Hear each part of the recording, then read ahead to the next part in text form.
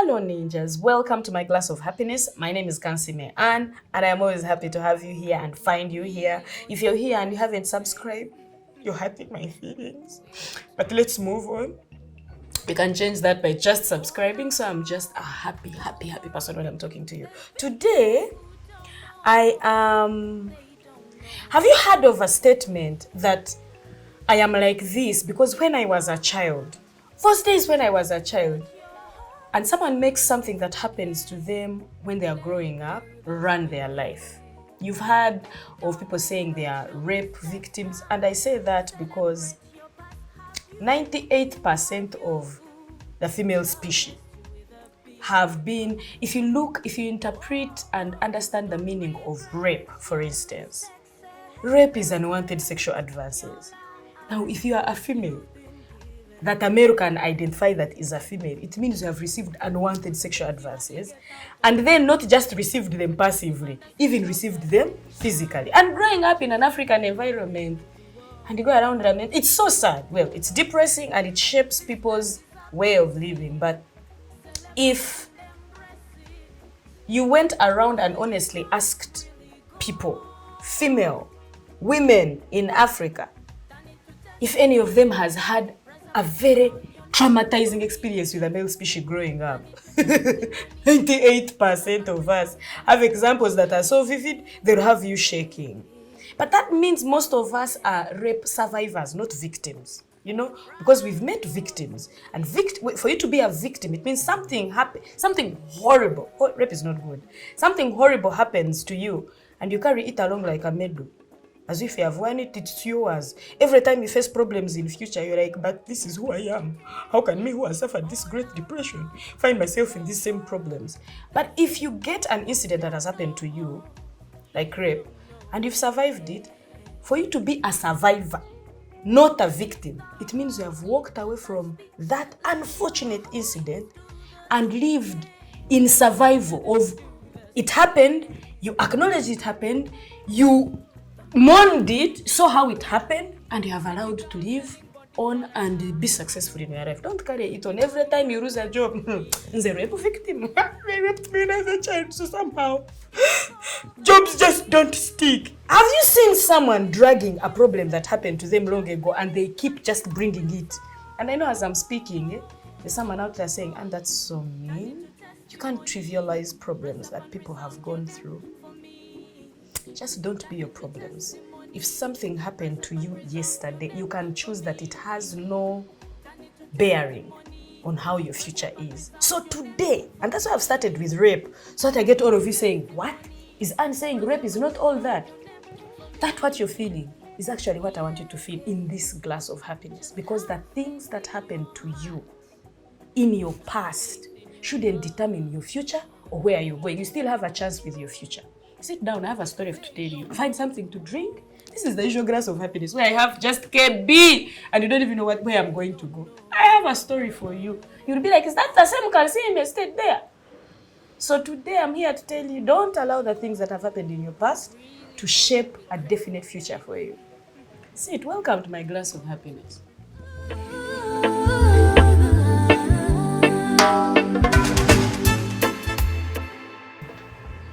Welcome back to my glass of happiness. I know I shook some tables before I came, before the break, but I hope you sit through with me. Today, I actually just want to share a potential incident that should have changed the course of my life. Okay, anyway, how many of you out there have been to prison? Like in a cell, not drunken driving because you are drinking and they're teaching you a lesson, you sleep in and then leave the next day. No. How many of you have been actually arrested and considered a criminal? I have. And you know, with the social media around there, people are like, and you are composing. When did that happen? It happened about 10 or 11 years ago. I'm horrible with years. But I remember I was working at minibus. I'd just gotten the minibus job, the one of minibus Chogereko. I was there like for a month or two. Minibus is the same job that got me my skits. Don't mess with Kansiime. Because I used to do those skits during the minibus show and then eventually had to do a show of my own.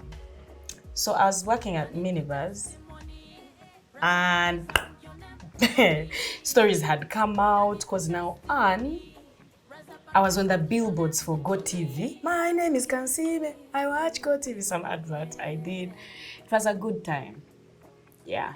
And I'd gone to those days, Theatre Factory we had broken off from Theatre Factory and were in Fun Factory. For those of you who don't know, that was the first outfit that hosted me to do professional acting at the National Theatre, Theatre Factory then, and Philip Luswata. But now I was in Fun Factory, which had broken off from Theatre Factory, and we had started doing shows at Africana. We're doing them by the poolside because we're no longer at the National Theatre. And it was one of those big shows. It was the first 5-star madness. It was a Thursday, and it was an ordinary show like any other, you know. You're going on stage, you're passing through people, and they're telling you, oh wow, this is. But then it's normal. I arrived at Africana dressed in my leggings and like a t-shirt. And I was going backstage, I had my bag full of costume. And then I went, usual stuff, you go backstage, all of you are naked, male, female, you're all dressing up, this one is running to go on stage, but everything seemed normal. And then there were guys, I noticed there were people being bounced at the entrance to the behind stage, telling them, we're about to act, if you want to see her, you'll see her after the show. So there are guys in Rare. In my head, I'm like, fans can be too much. So I thought they were fans. These were officers in Rare. They were not wearing uniform. They'd been hired by, wait for it, for a guy, I'll use the name Steve. They'd been hired by Steve, who was an ex to one of my friends. So I had a friend, I was staying in a one-roomed room in Bukoto with a friend. Not those one room, you know those rooms that have sitting room and then bedroom, but then in the bedroom there's the bathroom, but then in the sitting room there's a kitchen. So it's like a mansion, you have everything, but not quite, right? So we're staying in a house like that, and I was staying with Steve's girlfriend. And the reason I was staying with Steve's girlfriend was Steve's girlfriend stayed very far away. And for them to see each other in the city, I was like, for me, I have no problem. I have space in my house. Steve's girlfriend was my friend. I was like, it's okay. If you can help and you pay for me some rent, then I can host your girlfriend so that you guys can do your Holy Communion every once in a while whenever you want. And me, I have where to stay, which was survival. And why am I telling you this? You have people who are willing to offer you help, but the strings that come attached to that help. This is not even a man I was with. This is a man that was with my friend, you know? So I remember he paid, I used to stay in a house of 250,000. Now, for those of you who don't know Ugandan shillings, that's like $70, right? Like 70, 75. So I was paying that as rent. And then this chick comes and stays with me. She stayed with me for like 5 months. So the boyfriend within that time paid 2 months. Gave me 500, get to pay for 2 months. And I was so happy. I was like, what? She can't even be the owner of the house and I sleep in the sitting room. Because I have rent. There were those days. So anyway, fast forward. Officers in rare uniform are being chased from backstage. Please, no, she's going on stage. You can see her after. In my head, I'm like, too famous. I'll take pictures with you guys after. So I acted. After the show, I am leaving. These officers tap me. And they're like, want to talk to you, madam. I'm like, how may I help you? And they're like, do you know a gentleman called Steve? I'm like, I know so many people. What do you mean, Steve? Now, let me take you back. Steve had been calling me over the days. He would call and ask me, you know, someone calls you and asks you stupid questions. And you have no other response to give them but a stupid answer. This guy calls me and saying, Anne, hi. Now imagine an ex of your friend who they are not together anymore is calling you hi. I'm like, hi. He's like, Ate Chichi, you're being rude. I'm just calling to say hi. I'm like, and I've also said hi. And then said, so I was asking, are you going to pay me? I'm like, pay you what? Me at that point, I didn't even remember that he had given me money that I used to pay rent when I was staying with a girlfriend. So he would record those phone calls he would call. Then be like, I want you to give me my money. And I'm like, Steve, I give you your money. Which money? He's like, Anne, you want to say that I've never given you money? I'm like, I'm not saying you've never given me money because I'm such a grateful person. But for me, I'm so kind. And I remember people who've helped me. So I couldn't deny. I knew that he had helped me. I'm like, I'm not saying you've never given me money. I know you've given me 500,000. But I didn't know it was for paying. It's like, and now I'm telling you that it is for paying. Now, sometimes you're nice and you want to pay. And you want to be a kind person. And be a good person, like a good human being. Eh? But I thought about it and I was like, this guy is taking advantage of me. I've just gotten a job because I've just gotten a job. I had a contract for minibars. I was on billboards. So it was easy for someone to manipulate me and blackmail me. And I didn't want any bad publicity then. I look at this guy's phone calls. I'm like, Steve, as far as I remember, you were paying rent because I was housing your girlfriend. Me, I'm not going to pay you. Steve had his connections. He went, got officers at police. God bless their souls. I hope they are now generals. He got officers at police. They wore rare. They came with handcuffs, picked me up, and they asked me, do you know Steve? I'm like, Steve? It didn't even occur to me that's the one they were asking. I'm like, Steve? Yeah, like, do you remember ever receiving? When I said receiving money, I burst out and laughed because I couldn't believe. I was speaking to strangers over 500,000. Okay, maybe when I say it and people out there are thinking it's a lot. $150.